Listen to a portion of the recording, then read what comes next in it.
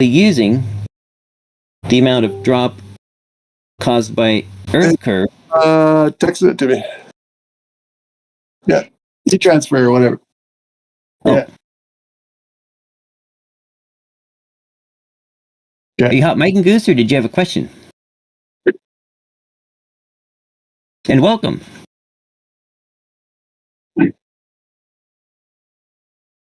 So anyway, taking this as his calculated Earth curve or drop due to Earth curve, because that's what he's called it here, is the delta height. So this would be the amount of height that the mountain was dropped due to Earth curve. I used the simple formula for calculating the radius, because there's a simple formula. Let's see here. I don't know if you can see that. I can bring up something else that here actually. Just give me 1 second. I will get if I can find it here. Surely I've got it. So now you're deriving the radius the Earth would have to have from those formulas that he has. Right. Yes. So, here I found it. There. Okay. There you go. So, and this is just basically an approximation, but it's a very reasonable approximation. Basically, if we know the drop, which I represented as h here, then we can calculate. If we know the drop and the distance, we can solve for r. You see? So here r equals d squared minus h squared over 2h. And so since he's giving us a drop and we know the distance, I am calculating the radius. Okay, so back to here. So that's the formula I have in here. See, basically here's the drop squared minus h21. I can't remember. Spreadsheets are silly, but anyway, it's the same thing, and it just converts it to kilometers instead of meters because we're all working in meters here.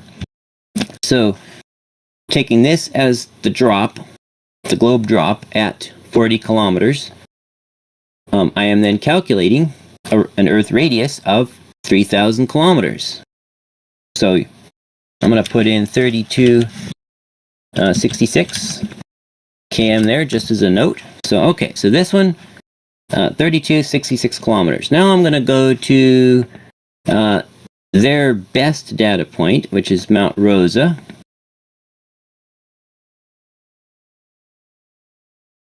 Right?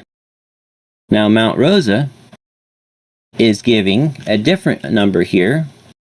It's also got a different distance. It's a similar distance. It's 47 kilometers instead of 40 some odd kilometers, but it's a similar distance, but the angles was a bit different. In fact, instead of being 0.7 degrees, it was 1.7 because it's a taller mountain. But you'll notice here, when I do that same math on that drop and that distance, now we've got 6,044 kilometers. So let me write that up here. 6,044. Oh, come on. Oh, I see. If I put a km. A quick question. Why is that formula an approximation? Let's see. I knew that question once. Oh. Here's why. Because in reality, when we put in the data point, the coordinates for, say, here, the 90-degree corner of the triangle, and the coordinates for the observer, we're putting in the Haber sign, or we're putting in the coordinates, and we're using the Haber sign to get the distance. And you can see that the surface distance would not be the same as the straight line distance. Oh, okay. Yeah, I get it now. But at 40 kilometers, it's almost nothing. So okay. that's why I said that. So really, it would be a little more complex to actually do it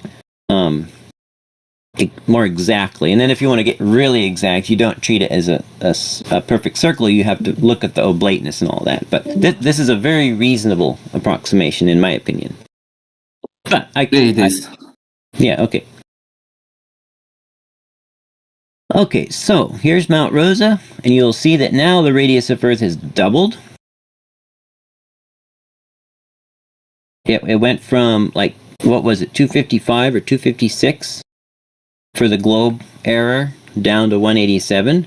But it's okay that it went down because Mount Rosa is only 10 meters different from, using the celestial theodolite, Mount Rosa is only 10 meters different from the flat Earth prediction of arctangent of rise over run. By the way, if I'm going too fast for anyone, just let me know. I tend to get going too fast. Okay, let's try. So I did one end of the spectrum. Well, actually, no, I didn't do. I did near one end of the spectrum. I did the middle. Now I'm going to do the other end of the spectrum, North Peak, also known as Greenhorn Mountain. It's in Colorado. This is one of the measurements that Dr. Heffron took. And now you will see that based on this distance of 130,710 meters and 807, now they've come up with this number 807, or that formula has come up with this number 807 for the delta height, or what I'm assuming is globe drop. It should be, because that's what the difference from the difference would be.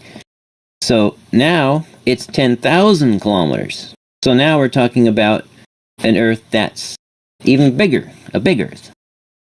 So I'm going to put in 10,585 km. And actually, I'm going to move these down because I'm going to go back to the first end of the spectrum once everyone's got a look here. So this, actually, the way Alan has this set up is really nice in that all the data is in this table here,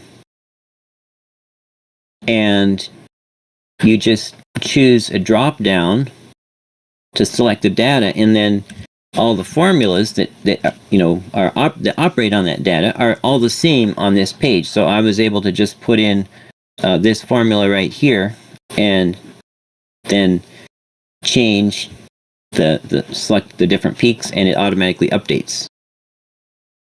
So I am going to go back to the old blend. So in this one, I was only 22,000 meters, 22 kilometers from the mountain peak, which is a little bit close to get completely unambiguous results, because the globe drop over distance at 22 kilometers is only like 38 meters. But anyway, it yielded a tiny Earth globe results using their method.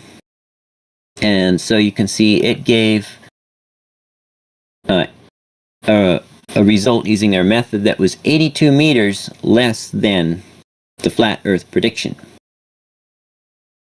So their error is 82 meters, but you'll notice they list the globe error as 121 meters. Well, how did they get that much error on the globe? Well, they used a Earth curve drop of 121 meters, which equates to a 2,014 kilometer radius. Let me look. 2014.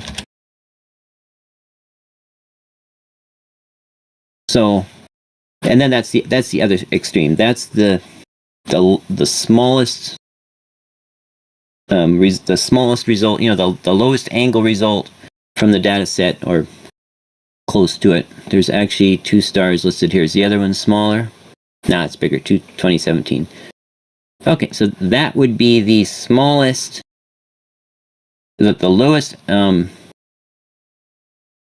the most negative error with the celestial theodolite method in the data set. So you can see this error, which they're attributing to the globe, is based on an assumed radius, or a calculated radius that actually effectively changes from kilometers up to 10.6 kilometers. And I think we all know that it's more around 6,000 kilometers, I mean. So does that sort of answer your question, Embo? Yeah, yes, it does. So Okay. they're just basically affecting Earth's radius to get their flat Earth prediction. No, they're changing Earth's radius with one formula that dynamically creates an Earth radius based on the circumstances to make a number which will always be greater than the error between the flat Earth prediction and their method. So even though, like, let's go back to the worst case one for for flat Earth. Let's see, that's not it. Is that it? 548. I think that's it. Yeah, 5. Okay, this is the worst case data point in this spreadsheet. Here you can see the error between their method and the flat Earth prediction is 548 meters. So that means that according to the celestial theodolite, that mountain is 1,800 feet taller than published. So, Left Lane, are you with us here? Can you tell us what would happen if there was a mountain that was 1,800 feet taller than published? Well, yeah, I mean, it just seems extreme too, though, right? Wouldn't it collect a lot of spare airplane parts? Well, I would be flying into it, no doubt. Yeah, I would. Every time. Yeah, it's like, I mean, if it was a 10-meter error, most pilots will keep a 10-meter, buffer. But 1,800 meters? That's like, someone That's, flying, or I'm sorry, like 1,800 feet. 5,000 feet. Yeah. I'm sorry, I meant 1,800 feet. But like, yeah, it's 548 Well, even still, meters. if I wanted to clear a peak by 2,000 feet, I would just barely clear that peak. Exactly. And if you were clearing it by 1,500, you'd hit it. So, anyway, even though they have a huge error between their method and reality, they still want to say, oh, it's still closer to flat Earth than to globe. So, what they do is they still create some big old number here. And in this case, it's 792 meters. In this case, it would always be any celestial theodolite result that is higher than flat Earth prediction, of course, will always be closer to flat Earth, no matter how much higher. It could be 50,000 feet higher and still be closer to flat Earth because globe is below flat Earth. But anyway, so does anybody have questions so far before I move on to the next point?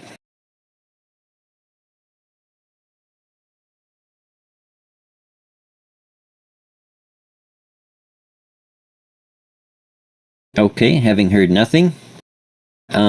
Now I would like to show you that this number that Alan is presenting as the error or the difference between globe and the celestial theodolite, in fact, has absolutely nothing whatsoever to do with the celestial theodolite. So I am going to go back to Edith's Hook to Blinn Mountain because that is where the closest match to the globe is. So here you can see that his error is, or whatever it is, that massive formula is 255. And we can see that the predicted globe is 498. Rise over run. And here you can see that the celestial theodolite results is 499 meters above observer. which has an error of 130. Now I am going to go into the data table. Oh, whoops. Let me go back to main.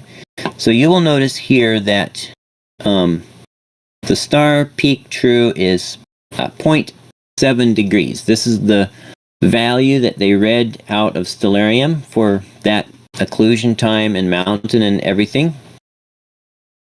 And that's what they're taking the tangent of this 0.7 degrees, multiplying it times the 40,857 meters, and that gives this 499.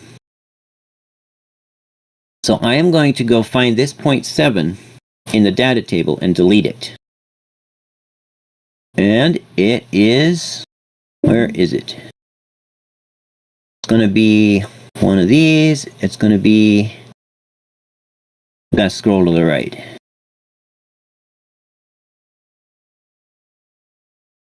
There it is, right here. Star to peak, ram's horn thingy, whatever.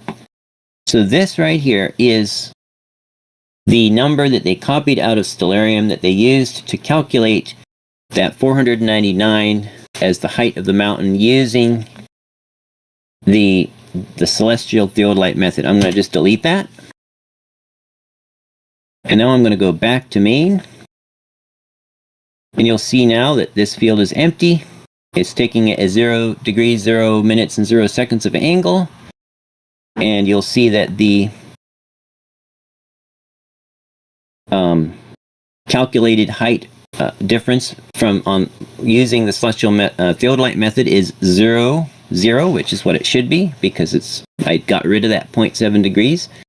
Now it's showing that an error of 629, which is the delta height to the mountain, elevation height. So this part up here is working. It is showing that without that number, it's showing the full height difference as error for the flat Earth model. Now we go down to the globe and look. The 255 meter error that they showed for the globe before is still there. So they are not even remotely comparing the globe prediction to the results of the celestial theodolite. They're using some massive multi-cell formula with each cell referencing 3 cells, and each of those referencing 3 cells into whatever, and that generates a number based on the distance and elevation, or I'm not sure what all.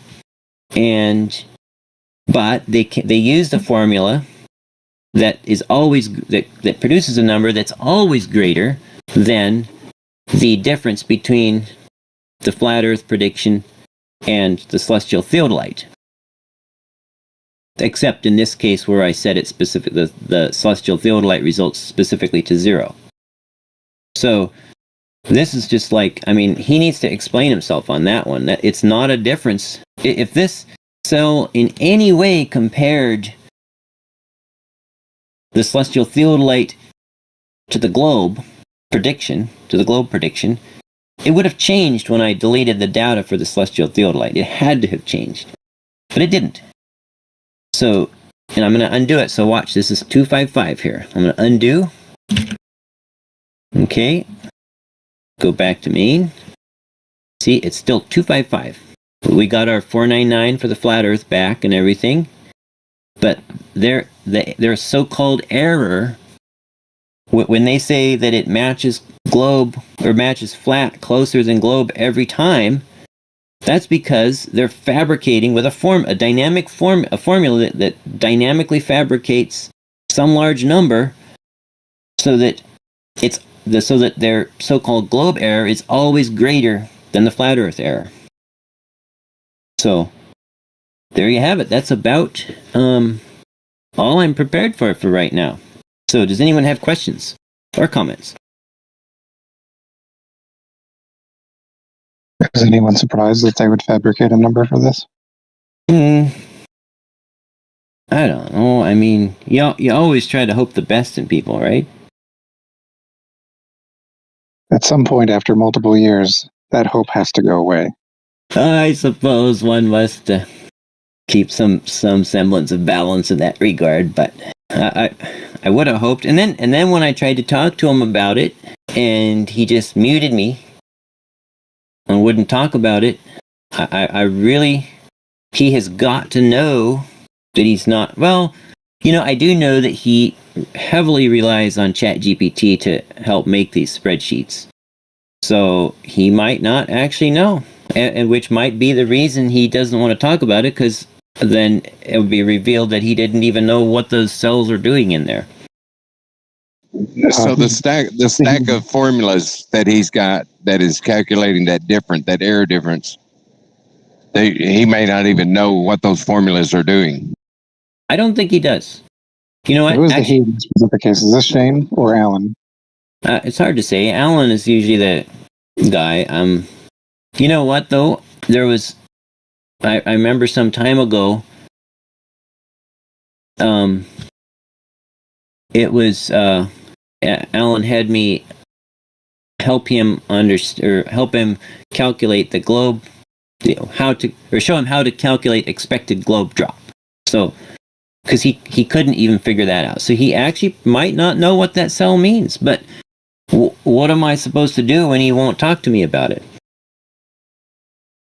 And it's a misrepresentation of truth. So. Jesse, does anybody know what the cells on the left column, row 32, there's GE mode and FE mode? I don't know exactly what that is all about. Jesse, when I talked to Alan on his server, he told me about this conflict that he has with you, and I asked him about one particular thing that you've said once, that he teleports the observer to the peak and takes the angle from there and assumes that it's the same angle as at the observation point in order to kind of counter the globe drop in some way.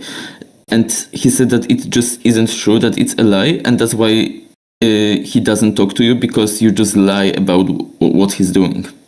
That's his opinion. Yeah, Alan specifically himself said that's exactly what he's doing. He's concerned about the angle to the star from the mountain peak. He says the mountain coincidentally has the same angle they're looking for from the house, or in the the canonical example that they always refer to, right? Now, for sure, in the methodology, in all of the documentation that has ever been provided, they always teleport the person to the mountain peak to get the star angle. Always. And they always assume that the landmass has the same angle that they're looking for the star at the mountain. So the star must also have the same angle from the observer's point. So that means 69 degrees per nautical mile, or per 69 miles per degree does not exist on their version of Earth. Well, Embo, what was Alan's claims? Like, what was specifically did he say was a lie? That he doesn't just assume that it's the same angle on the top of the mountain and on the observation point. That's what he said is a lie. And from his perspective, he doesn't talk to Jesse because he feels like he's lying about what he's doing in the spreadsheet. Yeah, let me, you guys keep talking. I am going to bring up Stellarium and go to the location, and I will show you that this 0.7 degrees is not what's obtained with Stellarium placed at the where the observer is. Where the observer is. Okay. And in order to get this angle for this date and time and star, you have to place it at the mountain peak coordinates. So yeah, but Jesse, I think he's contending something different. I don't think he's contending that he takes the angle from the peak. He's frustrated because you're saying that he's assuming that the angle is always going to be the same. If I'm guessing what Alan would say, it's that he didn't assume it's the same. He just did the planar trig to and then to confirm that it was in fact the same. Right, but even if he says that, therein lies the huge issue, because his methodology requires it. Even if he doesn't say it, or even if he says it's false, his methodology says it's true. which is the star has to have the same angle from the mountain peak as it does from where the observer is actually located. That's what the methodology says must be true. I feel like... Oh, go on, Jesse. On a flat Earth, it would be true that the geometric angle to the star would be the same at the observer location and at the peak. On a globe, though, there's 1 degree per 60 nautical miles of difference. Yeah, I agree with that.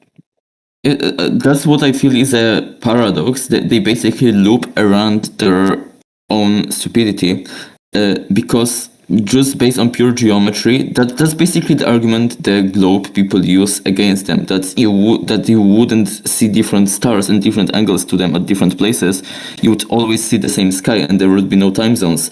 And what they are doing in their method is they are acknowledging that without even realizing that. And at the same time, they have to use the method where it isn't happening, because that's what is happening in reality. But they acknowledge that theoretically, if the Earth was flat, then you would indeed have the same angles. Right, and in the case of ChatGPT generating some of these responses and them not knowing what ChatGPT did, them not understanding it, that is part of the reason why they're getting this. They're into this problem that they've created themselves. Yeah, that may Shane be especially, because Shane is the one that does most of the ChatGPT stuff. I guess Shane would be their ChatGPT guy.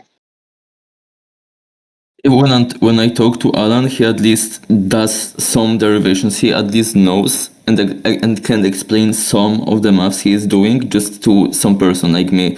He explained the central angle theorem like from the basics, so he has to understand it. But from Shane, I've never heard anything math related. He always just has some weird word salad where he speaks very fast and drops like thousands of concepts on someone at the same time. I have a good example of that. Shane was telling me about how he's mapped out star angles from different places on Earth. Came up with one particular formula that spat out a graph. The resulting graph was a quarter of a sine wave. I called him out on it. I said, dude, you've posted a graph that has a quarter of a sine wave on it. You're calling it logarithmic. Because he's an idiot. He doesn't know what that means. So I called him out on that, and he says, no, that's clearly logarithmic. That's not a quarter of a sine wave. Then I post him a picture of me, or a video of me graphing a sine wave, the first quarter of it, and it matches exactly the thing that he posted. And he got, all laughy and, dismissed it, and I was like, ha ha ha, yeah, whatever, dude. He did that thing. He has no idea what the fuck he's doing. Not a clue. In that case, when I sometimes debunk him, he just starts insulting me. That's what he does when he realizes he's wrong. But today, what he did, because today on Celestial Theodolite presentation, I spoke to them about Habersign, how it wouldn't work on a flat Earth, and he started talking about something like about the curvature of vision, and then he suddenly changed the topic and started talking about that you have different longitudes and latitude systems on the globe. You have a geoid, you have ellipsoid, you have the spheroid. He just started talking random words that are completely unrelated to what I said, just to bury me under those words. Right, and it's the graticule, bro. Oh yeah, and the graticule. No, he said he didn't use the word graticule. He said that there's a sphere of vision, and that is equivalent because on the flat Earth you have a curved sphere of vision, and on the globe you have a curved globe. And then I said that you need both, that you need to assume both the celestial sphere and the globe, and he didn't have further rebuttal. All right, has my new screen share shown up? It should be Stellarium. Stellarium. Okay, good. So I have put in the star, and I've put Stellarium at the mountain peaks. See, I can get you all the coordinates. You can redo this later if you want on your own. But anyway, I set it to the date and time. I actually set it about 5 seconds off because the time he gives and the angle he gives are 5 seconds different from each other, and I don't know why. It's probably just a copyist error. But anyway, So you can see right here is the 0 degrees, 42 minutes, and almost no seconds. And that's the angle in the spreadsheet, which I screenshotted and put in the stream chat. So you can see on the left, the first orange line in the second group of orange. 042 is the angle he's got. So now I'm going to move Stellarium to Dr. Heffron's observer location. I'm going to leave the time and everything the same. If I can move it when the window's so small. I'm going to have to make this window bigger to move it. Okay, I am going to go to...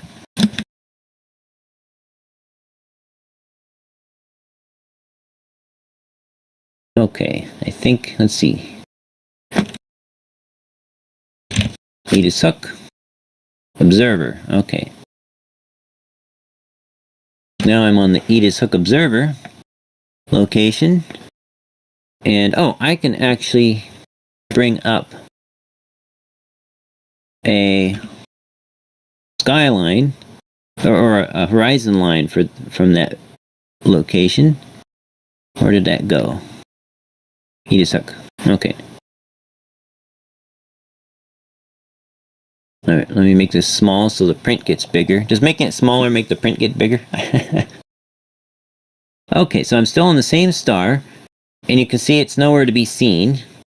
So I'm going to turn off the land, off the ground, and you can see here the same star is highlighted. But now the angle, I don't know if you can read it, the altitude angle here to the left of the orange, and don't read the orange, that's just where the mouse pointer is, but to the left of the orange text, you'll see 0 degrees, 19 minutes. That 19 minutes is not the data he has in his spreadsheet. Because he's got 42 minutes. So if he was putting Stellarium at the observer location, he would have 19 minutes. Oops, that's in the wrong spot. Okay, there. He would have 0 degrees, 19 minutes, or almost 20 minutes, 19 minutes and 58 seconds of arc. So very clearly, he is putting Stellarium at the occlusion point. So he was. I don't know what he's objecting to about me saying that. And if you go back and watch any of the reruns for when they go over the method, or just I can get you PDFs that have been posted in Geos, and they describe putting the Stellarium at the mountain peak instead of at the observer location. So does that address his concerns at all, or? Yeah, it does. It does. I mean, it at least addresses them for me, but I don't know if he's going to listen to it. But I have one question. I see you took this angle to the intersection point by just implementing the photo, the panorama into Stellarium. Say that again a little more slowly. Okay, so you got that photo, that panorama of the mountain, and you put it into Stellarium, right? From what I'm seeing. No, you didn't. No, I did. The only thing I put into Stellarium is this horizon vector file and stuff. So, like, if you can see, I can change the time, and then that star will rise. Okay. I asked that because I wanted to know how did you calibrate that this mountain will be at the specific angle as in Stellarium. How did you make sure that it isn't lower or higher than it would be in reality? You mean, how do I know the published elevation is incorrect? I mean, wouldn't the angle kind of assume the globe or flat Earth if you just went off the elevation? You could object to that, right? I'm not sure what you're asking. I'm sorry. Okay. So in Stellarium here, you have this horizon, this vector file of the horizon, if I'm getting this correctly. And this horizon, it would have to be at some specific altitude angle in order to know the intersection. Like, let's say this mountain is at, I don't know, 2 degrees high. So how did you calibrate it? How did you make sure that this horizon is at the same height angularly as it would be in reality? Not lower, not higher. You mean for the sake of this red line? Yeah, this red line basically. How did you calibrate it? Oh, the word calibrate showing me off. I'll show you what I did. Let me change my screen share back to my web browser, and okay. All right. PeakFinder.org. This is a super cool website. Let's see here.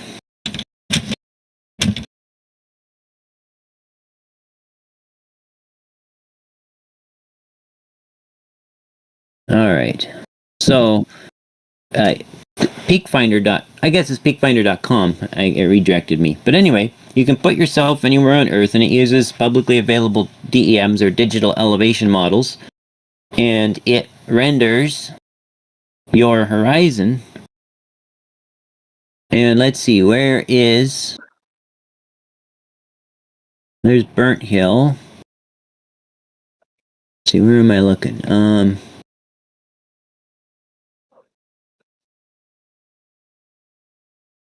So you basically exported the horizon from this website? Yep, you click the little hamburger stack, you do export, and horizon for Stellarium, and then you can choose dark or light appearance, and you can choose your resolution, or you can do a bitmap or vector silhouettes, and light or dark, and then you just export that, and it downloads a file then that you can then import into Stellarium. Okay, so now the reason why a flat earther could not accept this is because this website is already assuming the curvature of the Earth in order to render how high those mountains are.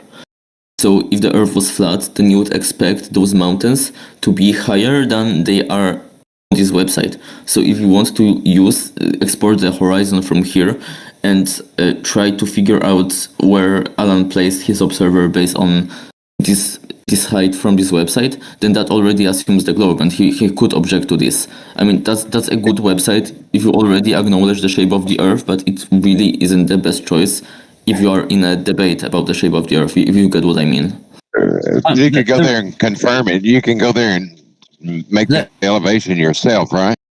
The red line, yes. Well, the red line in Stellarium is absolutely irrelevant. It just makes it easier to find where the direction you're looking at. That's all it's there for. It's just a guide to help you say, okay, this is the mountain I'm after, and stuff. It's completely unrelated to the celestial theodolite method. The celestial theodolite method does not use it, and my debunk does not use it. It's just there to help find where you're looking. However, I will say that I have taken a surveyor's theodolite and confirmed the vertical angle to that mountain from that same observer location, and it did match. Okay, yes, that's fair. That's fair if you did additionally this. I just misrepresented your method. I thought for a moment that you just take this panorama, this horizon, and you compare where the star in Stellarium intersects with this panorama, and that's when you note the time of intersection. But No. Already have. Oh, you don't know how nobody's using that. Oh, you don't know how we get the time of intersection, do you? Let me bring that up. Let's see. Do I have it here?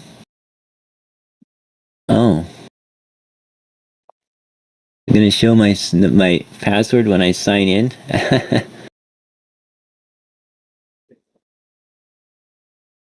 Well, Haven't missed it. no, well, it didn't even show it. It's not showing anything. Let me bring it up on another browser.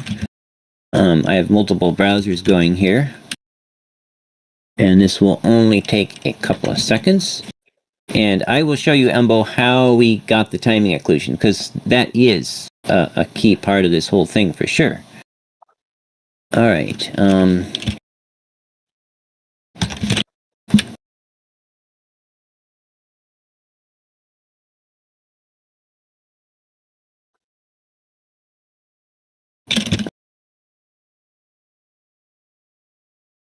Oh. Well, this isn't the timing occlusion, but this is where I was measuring the elevation angle to that mountain and a bunch of other stuff.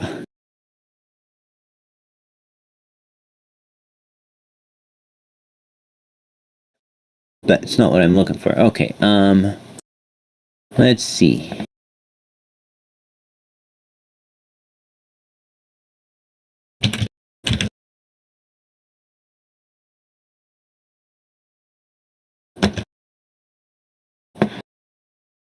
Oh, I think I got it turned off. There, let me reload this. Okay, let me go to my videos. Now I can, okay. Do I have it here? Well, I'll play you this one while I look for mine. This is one of Dr. Heffron's occlusion videos. I put the timestamp and overlaid the horizon line because partway through the video, a bright light came on, so he shifted the camera to get the bright light out of the field of view. So he's taking a time lapse. Let's see, am I showing the right screen share? Yes. Okay. So he's taking a time lapse, and if we skip ahead a little here, stars will start setting behind. Let's see here. Gets interesting at 4 past midnight. So right about there. Well, it gets more interesting about, let's see, there. See, okay. So I don't know if the codex is working. Can you see those stars coming in for a landing? Yes, I can. Okay, so the trick is you wait and see this like star on the right here. You frame forward, and just as it clips into the mountain peak, you look at the time, 21:08:06. That's the time that star was occluded. This is the first step for the whole celestial theodolite, is to actually record the time that a star either is occluded or unoccluded from behind a mountain peak.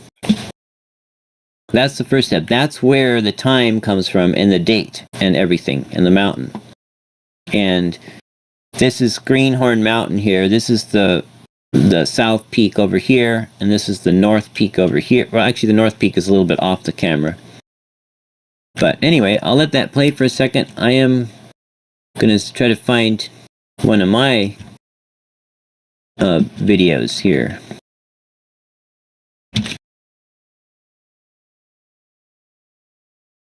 Ah, there we go. Okay. Got the ham radio tuned to 5 megahertz. It's picking up WWV from.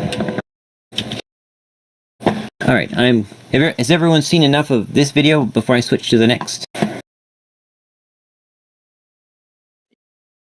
Yes, I guess. Okay. So I kind of got carried away because Dr. What's his name? Almost said Hefner, but that's not it. Heffron. Dr. Heffron. Okay, include audio.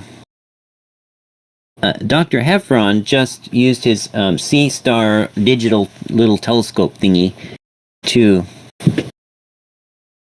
record the star occlusions, which did not timestamp anything except the file name had the date and time of the first frame. So that's why we had to figure out what the starting time was and then superimpose a timestamp. For mine, let's see, is my screen share up? Yep. So I got a ham radio tuned up to listening to the WWV time broadcast from Colorado and Hawaii, both at the same time. When you hear the male voice, that's from, say, Colorado, and when you hear the female voice, that one's from Hawaii. But it's on the same frequency, and it's synced perfectly with atomic clocks, so the two radio transmitters, they're actually locked in phase with each other, basically, due to atomic time being so accurate. So even though you're listening to two stations, you can hear them both, except when they cancel each other. All right, so I had a ham radio, so you'll hear clicking and tones in the background. That's the atomic time transmission from Colorado and Hawaii. And then I also used some other methods to synchronize my video very accurately to the current time. Got the ham radio tuned to 5 megahertz. It's picking up WWV from Colorado or Hawaii or somewhere. There's my app. Sound you hear is coming directly from the WWV atomic time transmitter in Colorado or Hawaii. So then what I did is, because I had a timestamp in my video frames at the start and the end of my video, I was then able to put a very accurate superimposed timestamp, so I didn't have to show the timestamp through the whole video, because when we get later on, we'll start actually watching stars occlude. 6 hours, 35 minutes, coordinated universal time.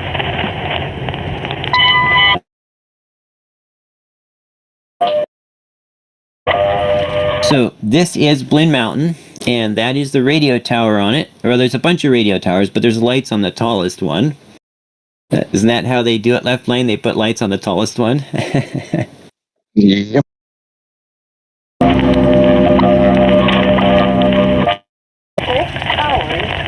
Some of them look like strobe cities. Yeah. At the zone, 6 hours, 37 minutes, coordinated universal time. Did y'all hear the lady and then the man? Well, anyway, her recording was from, like, probably, I think she's in Hawaii, isn't she? And then the man is from Colorado.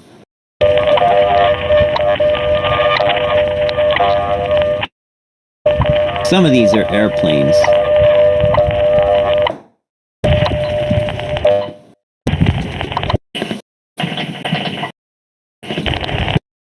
And this is real time. Dr. Heffron's was sped up 30 or 60x, but this is real time because I was using a night vision device on my telescope. At the tone. National Standards and Technology Time. Oh, I am going to look in my spreadsheet for the actual time that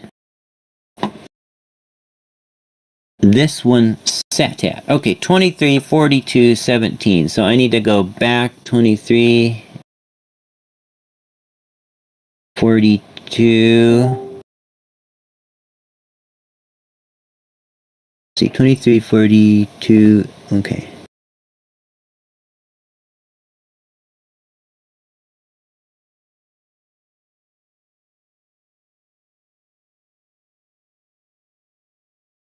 So these are rising, actually, and you can see right here, a star has risen. It's easier when you're watching it in HD on a big screen, but this star, right here above my mouse, just rose behind that mountain ridge right there. And that is the HD 187663 that we're talking about, that so closely matched the globe prediction using the celestial theodolite method. Does that give you a better understanding, Embo? basically, Yes, it does. yeah, first we go out in the field, record a star rising or setting, either way, and then we put that into Stellarium. The moment it appeared or disappeared, we put that time and date and star into Stellarium. We turn off atmospheric refraction, and then we put Stellarium on the peak on the coordinates of the peak of the mountain, and then we read the altitude angle of the star in Stellarium, and then they say that is going to be the true geometric non-refracted angle to the top of that mountain from where that observer was. So can I ask a question? Oh yeah. If the entire point of this is just to get the altitude angle to the mountain, then wouldn't this entire method be obsolete if you can just do the same thing by just taking the theodolite and just measuring the angle to the mountain without referencing any star? Isn't this just a more fancy way of doing the typical observations with theodolites? So here's the deal: is they say that refraction interferes with normal theodolites, or they say that theodolites were engineered to fake Earth curve to give actual wrong elevation angles that match an Earth curve, which of course is impossible because the number of degrees of offset to fake Earth curve drop would vary depending on the distance, with the square of the distance, or at least linearly with the distance. And so, since the theodolite has no way of knowing the distance, it has no way of giving the correct offset to fake a globe. But they say they say that for one of those two reasons, a normal theodolite is not giving the actual angle to the mountain peak, and that they're saying that this method, because, and yes, this is as odd as it sounds, but they're saying because there's no light once the star is occluded, that there's no light to be refracted, and that therefore this method circumvents any effective refraction. So they're claiming that this is better than a normal theodolite because it eliminates the effects of refraction from measuring the angle to that mountain. That's why it's better by their paradigm than using a theodolite. Okay. Well, I was just gonna. What you just said, EMBO, I think gets at really the difference. Jesse takes a different approach, I think, to debunking this whole thing.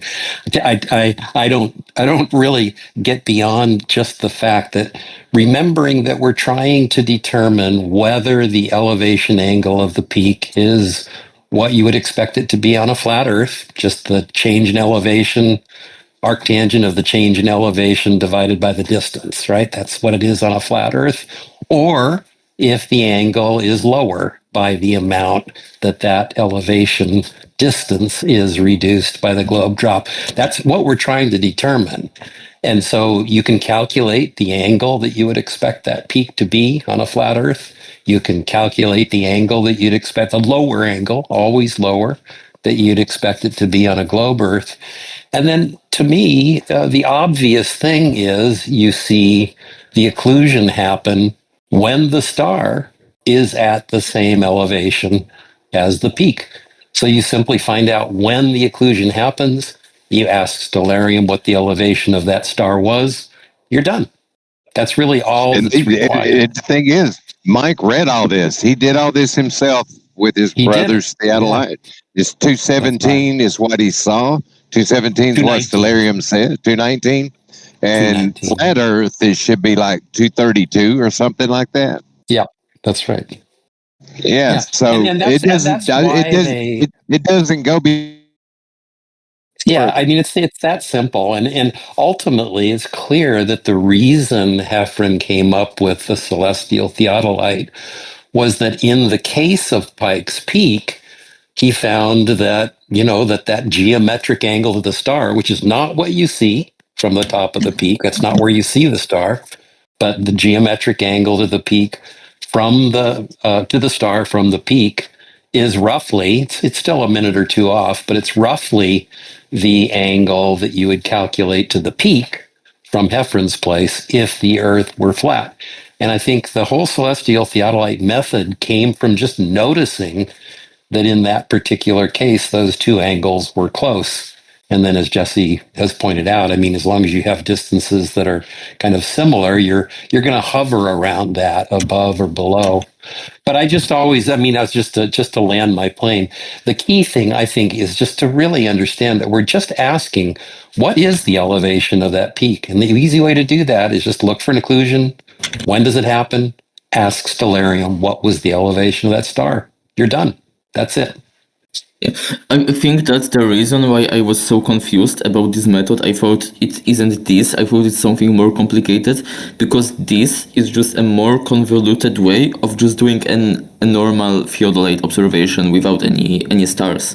That's right. And I just assumed that, you know, that it's nonsensical to do something like this. That's basically the same thing, just in a more complicated way. So it has to be something more advanced, more nuanced, and that's why I think I was so confused about this method. But yeah, now I get it. Speaking of Pikes, Peak. Oh, go ahead. Well, I was just going to say, the way they've done it, it takes somebody like Jesse. I couldn't do what Jesse's doing. It's really lost on me, the degree of complexity that they've put into this. And I'm glad Jesse's here to sort it all out, to give some clarity to what's going on, because I sure couldn't talk to him about it, because I don't know what they've done. Do you know, Jesse, it does seem that they have backed away from the pure, you know, the peak, the star, the geometric position of the star, the peak, and the observation point all line up. They've kind of brought some refraction in. They've made these, I can't remember what they have, these names for these corrections that they've brought in.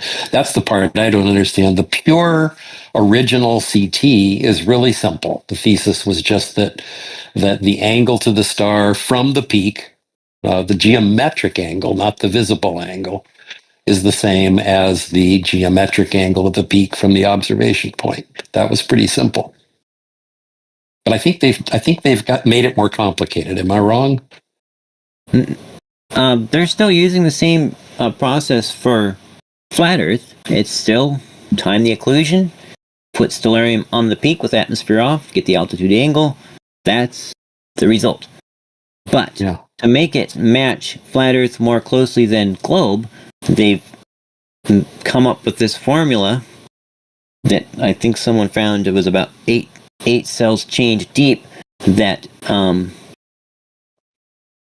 up with a number that creates a number dynamically that is always larger than the error that the celestial theodolite method has for flat Earth. So therefore, based on this formula that produces this large number, globe Earth is always farther from the celestial theodolite than the flat Earth prediction is, even though if you just take the strict geometric globe drop, some of them match the globe perfectly using the celestial theodolite method. But also, I wanted to speak on Pikes Peak. I did a little, because they're very proud of Pikes Peak. It was the first one they did a lot of measurements on, and they did a bunch of measurements across a couple different days, multiple measurements each of the days. And so I made a histogram, which is on my screen share. And this is kind of nerdy stuff here, so if most of you might not understand this, but this red line is the flat Earth predicted. Arctangent of rise over run. This is degrees along the bottom, 2.5 anyway. And so, but this is their 2 different days. It all fits into this pretty much standard like distribution, which completely does not overlap the predictions. So it wasn't even working for Pikes Peak. Not a single Pikes Peak measurement was on the other side of the predicted. It was all off to one side, all in a nice tight group.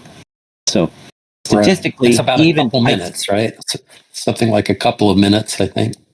Let's see. It looks like decimal degrees there, but I remember that right from the start. They were the two angles were different by about 2 minutes.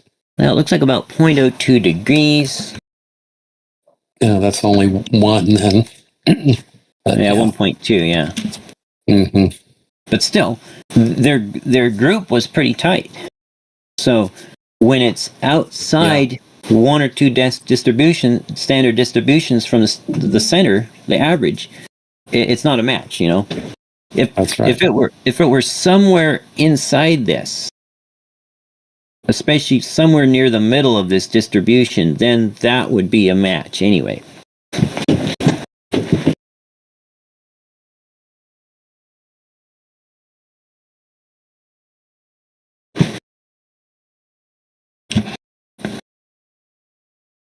Wait, but if the original thesis of celestial theodolite was that the angle is going to be the same, then why do they still believe in 1 degrees per 6 nautical miles?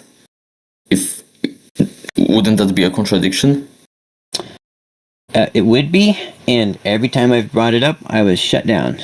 So, why do you say? Is there evidence that they do believe that's? I'm not sure what your question is about. The methodology requires that they're the same angle, and that's the problem. Right. Yeah, that's right.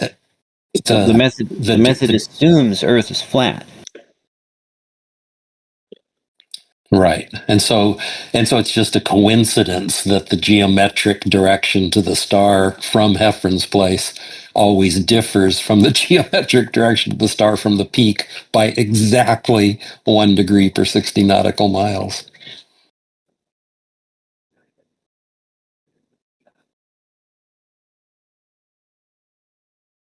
Yeah, I find it really weird because at the same time they embrace the geometric prediction of flat Earth, and at the same time they believe in something completely different to explain celestial navigation at the same time, which requires there to be different angles at different coordinates.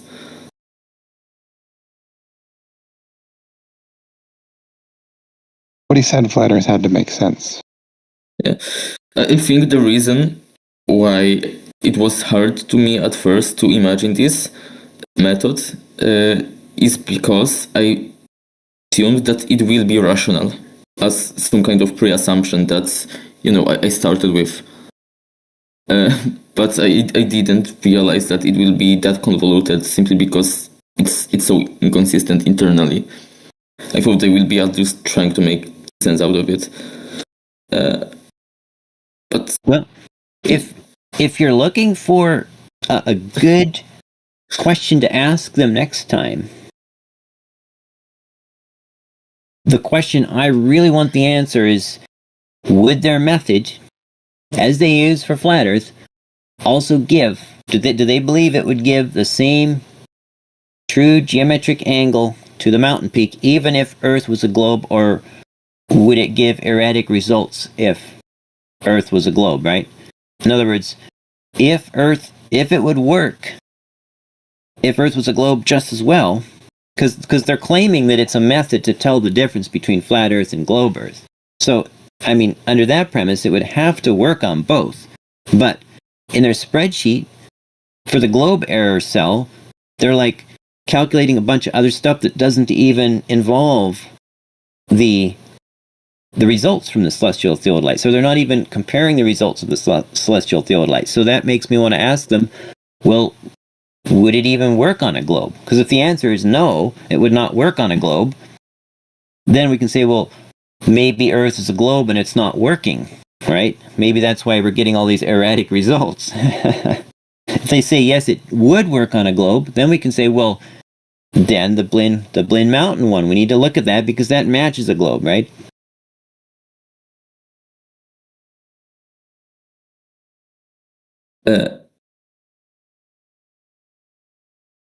Okay, one last thing I wanted to ask, because I know that the results for flat Earth are inconsistent. I already understand this. Like I don't think they are right about them matching flat Earth more every time. But is the opposite thing true? Is the globe Earth a good match if you don't use the Stroman version, but the actual version? Or does the globe also have problems?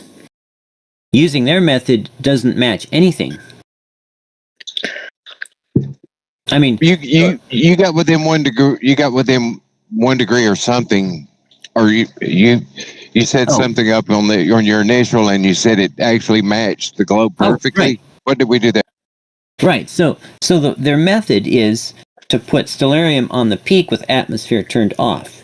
So what that does is when you turn atmosphere off on Stellarium, everything in the sky drops down. All the angles drop down because there's no longer that refractive lifting. So then when you move Stellarium forward, that lifts everything 1 degree per mile, or per 60 nautical miles. So if you then move Stellarium forward to the correct distance, you can, using 1 degree per 60 nautical miles, you can add in however much elevation angle gain you need in order to match flat Earth, globe Earth, concave Earth, whatever you want. So it's a function of how your elevation, because that affects the amount of astronomic refraction change you get by turning off atmosphere in Stellarium, and then the distance to the mountain adds back in 1 degree per 60 nautical miles of elevation angle. And so that's how they got some that matched flat Earth, and that's how I got some that matched globe Earth. It does not correlate to reality in the way they're saying it does. It's simply a free-for-all. Depending on the distances and the elevations, you can get results that match flat Earth, globe Earth, concave, tiny globe, or anything anywhere in between. And that's what this graph shows on my screen here. Let me make it a little bigger.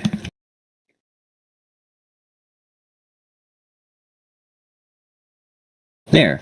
So the blue line here shows that Pikes Peak was a little high, Blodgett Peak was low, Shan was low, Mount Rosa was almost spot on for flat Earth.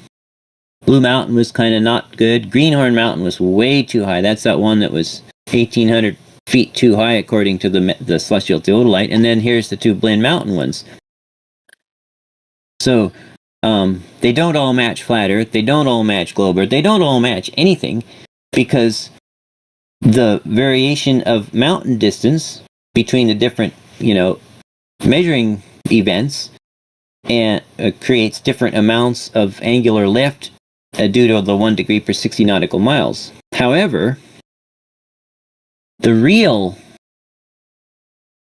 globe formula is if you take the apparent angle that they give, and it's right here, and then so that's not a very nice underline. You take the apparent angle. I'll just draw an arrow. Look at that, I can't even draw an arrow. Okay, you subtract astronomic refraction, and then you add 1 degree per 60 nautical miles. That will give you the actual height of the mountain across the board from all of these occlusion timings. So, and this is the exact mathematical model that the globe predicts. So you can see I took a bunch of the data here, and the blue line is its variation from the flat Earth prediction, and then the red line is its variation from this formula right here, which is what the true globe prediction would be for their method. Their method does not return the true elevation angle to the mountain because they are moving it forward and turning off refraction and all that stuff. So, but what it does return is an angle which is modeled by this formula on a globe. So you can see they're actually getting pretty good consistency. It's just that the globe is what's giving these results, not a flat Earth. Does that sort of help? Yeah, so the red line is your method. It's not celestial theodolite, but the method that you would just derive based on the globe without any misconceptions about refraction, like accounting for everything. Yeah, the red line is taking their raw angle, which is from Stellarium at the peak with atmosphere off, and so then we take it's doing their method and correcting for how wrong the method is and getting a result that should be closer for a globe. Yeah, because on a globe, if you move Stellarium forward 69 miles or 60 nautical miles, that'll raise everything up one degree. So that's what this part of the formula is for. To compensate for moving Stellarium here. Okay, yeah, I got it. I think your red line is equivalent to just saying if you simply take the angle that Stellarium returns for that time at the observation point. You just simply say, okay, given where I actually did the observation, given the time that I saw the occlusion, I get the angle of the star, and I compare that angle to the angle calculated for globe, calculated with the globe drop. I think that your red line there and the comparison is equivalent to that. There's no need to go to the peak and then back to the observation point. You simply ask Stellarium, where was the visible star when we saw it occluded? Yeah, basically this term here with the 1 degree per 69 nautical or 69 miles, that simply moves the Stellarium back to the observer location where it should have been left the whole time. And then this term to subtract astronomic refraction is just basically turns it back on to compensate for the fact that they turned it off. And then this globe apparent angle, it compensates for the fact that terrestrial refraction also comes into play. So that's why astronomic refraction is subtracted from globe apparent angle, because terrestrial refraction raises the mountain some, but astronomic refraction raises the star even more. So it's the difference between those two refractions that is the difference between the true angle to the star and the true angle to the mountain. I'm not sure if that makes sense. Yeah, basically you're taking their figures from them completing their method. End result of all of that, you're turning it back into what should have been done in the first place. Exactly. And your results are what are expected for a globe. Right. And they match the actual published heights for all the mountains. And this is why every conversation, they say that they force you to, they say you must ignore refraction because of an apparent mountain can't block light, which is some bullshit they made up. Doesn't matter. They tell you that you must use their method just so that they can have numbers that are inconsistent, so that they can pretend that the globe doesn't match anything. So from their end, they force you into their method specifically because it's wrong.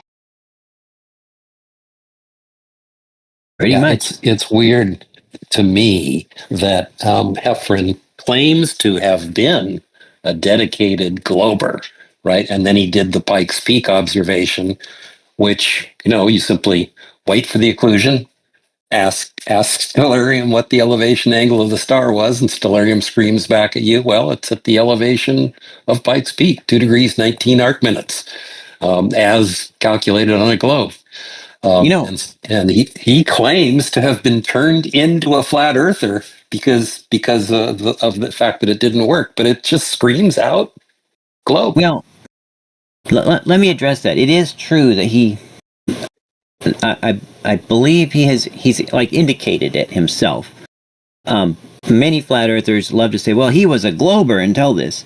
They preach that sermon a lot louder than he does, but he has alluded to that this was what turned him into a flat earther. But I've got my doubts, because if you go back and look at his earliest PDF that he released, it had like these like snarky things that showed he already had a strong animosity against globers in his PDF from the very beginning. And then when you listen to him in the early sessions when he was still a part of the Celestial Theodolite Monday shows, and he would just talk about how it happened, basically he thought, well, I'll just use first he used a real theodolite, which gave globe results. So he thought, well, I'll use Stellarium, see if that works. Well, that gave globe results too. So then he's like, well, I'll try turning. So he described how he turned off refraction, and that made things worse because that lowered the elevation of the stars at the time of occlusion, which of course is the wrong direction of raising the mountain like the flat Earth would need. So he says, then I tried moving Stellarium forward to the mountain peak. And then he was doing it on Pikes Peak, which was sort of close. And so, according to his own account of it, he started out getting globe results, but then just kept fidgeting with things until finally he got a flat Earth result. Exactly. And then he settled with that. So I think he kind of had some flat Earth leanings before this. That's my opinion based on what I've heard him say. Yeah, and I think it also goes along with the fact if you look at his YouTube, if you haven't looked at his YouTube channel, there are some just really mind-bogglingly stupid physics videos on that YouTube site. And by the way, just so if anybody is concerned about us talking about him behind his back, I did invite him. I sent invites to him, to Alan, to Shane, to everybody I could. Some of them bounced because they had me blocked, but I really did try to get the opposition here. So there you have it. Jesse, I don't have Alan blocked, so if you want to, I can get him here if he will be willing to, but I don't know if you want him here. So that's why I want to ask you first. He is most welcome. After we started, he actually unblocked me, I guess, and DM'd me, or maybe he tagged me in a group chat that he and I are still in, left over from some time ago, where I had put an invite, but maybe he didn't see it. So, yeah, let him know for sure. Because if he has an explanation, I would love to hear his explanation of what he's calculating for what he calls the globe error.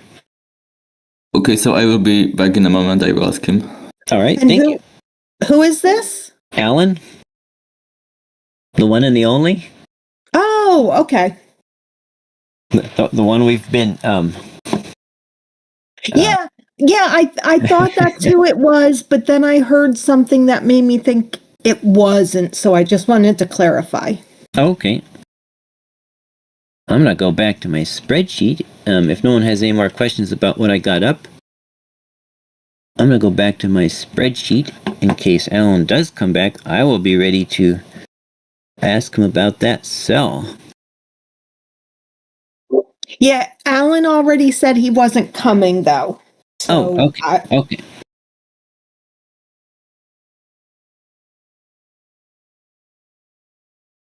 No one.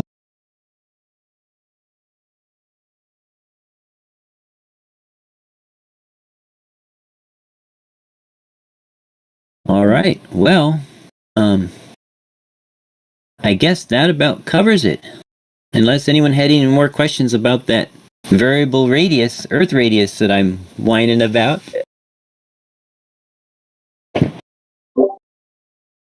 I would say that if there's any way that a little bit later in the week, we can also have John do his presentation on this. I am back. The situation is that he doesn't want to join, but he wants to respond to you after you finish this. If you have a recording, I told him that you don't have a recording because there were some technical issues. So he just basically said that if you have some specific issue, then you can contact him about this after you finish this, but he doesn't want to talk in the voice chat, basically. He doesn't want to be face to face with an audience. Yeah. Well, maybe you could tell him that I did send him the specific cell I'm concerned about, and I tagged him, and that he may not have seen it if he has me blocked. So, I mean, like, I gave him a heads up. I told him the exact cell the other day. Oh, you know, Left Lane, because he dared you $20 if you could find the cell. Yeah. And I found the cell. I tagged you and I tagged him. So.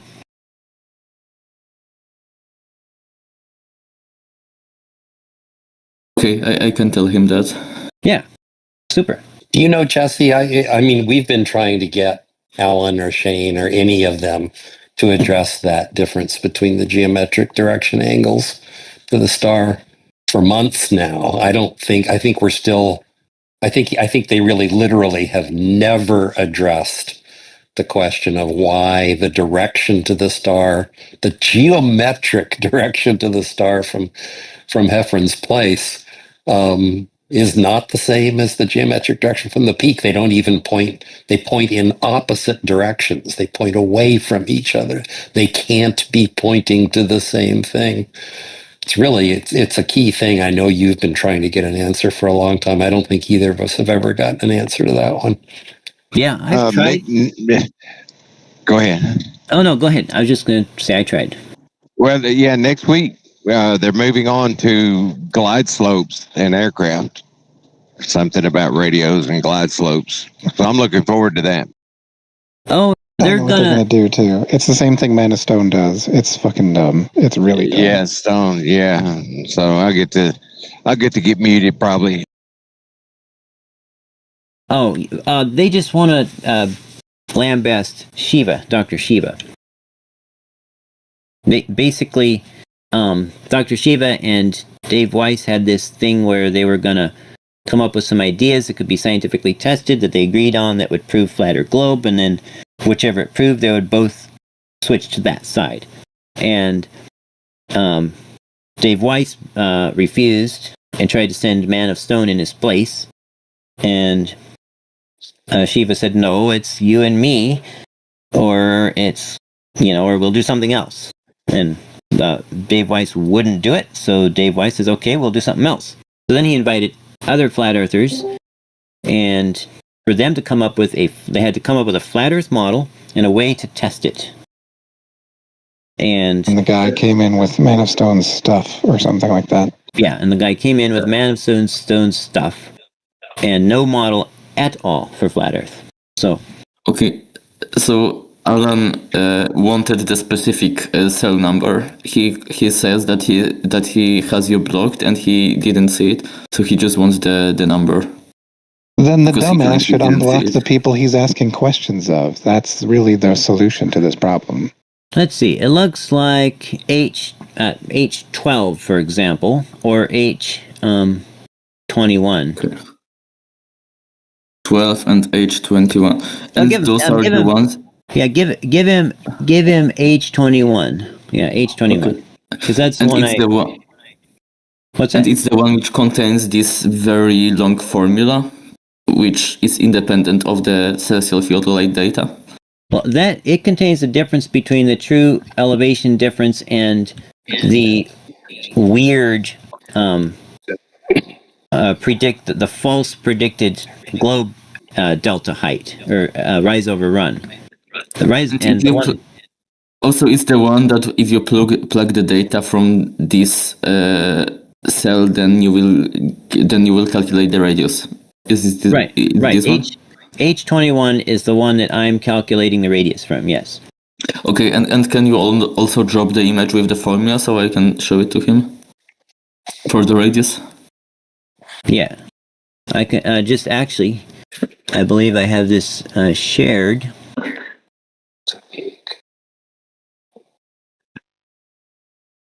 Okay, anyone with a link? Yep, I've got it shared. So I'm just going to put I'm going to right click. Actually, I'm going to right click and do get a link to this cell. And I will just put that in the stream chat. I'll even tag you. So yeah. He can see what I'm doing. To the specific cell. Yeah, that links to I-21, which is my formula that uses his H21 of delta height to calculate the radius. Okay, thank you.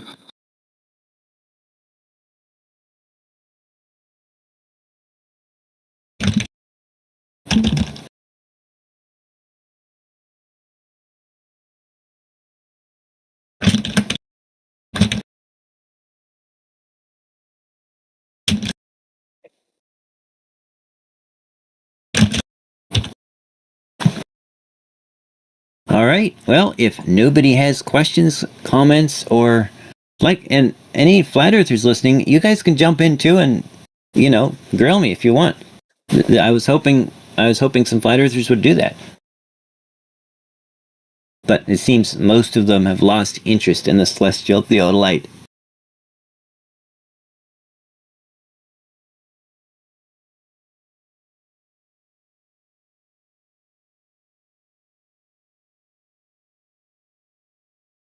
Or they went back to Geo's VC, which is a shame because we maybe could have had a better conversation going here. I agree. People aren't going to get told to shut up or screamed over or whatever. Or in my case, banned. Or in your case, banned. That is correct. You think they actually want a good conversation? Some of them do. Some of them do.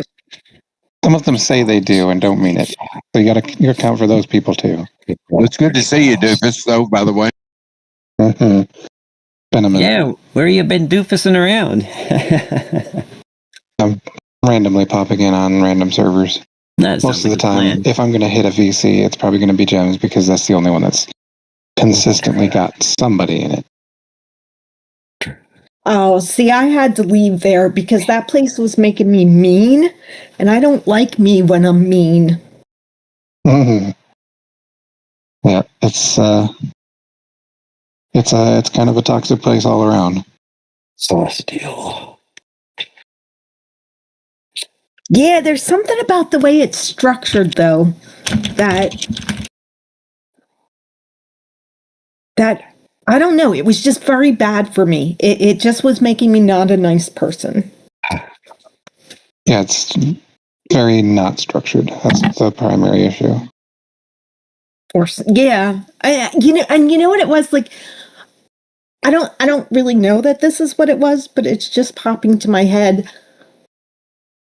I think the not modding of the people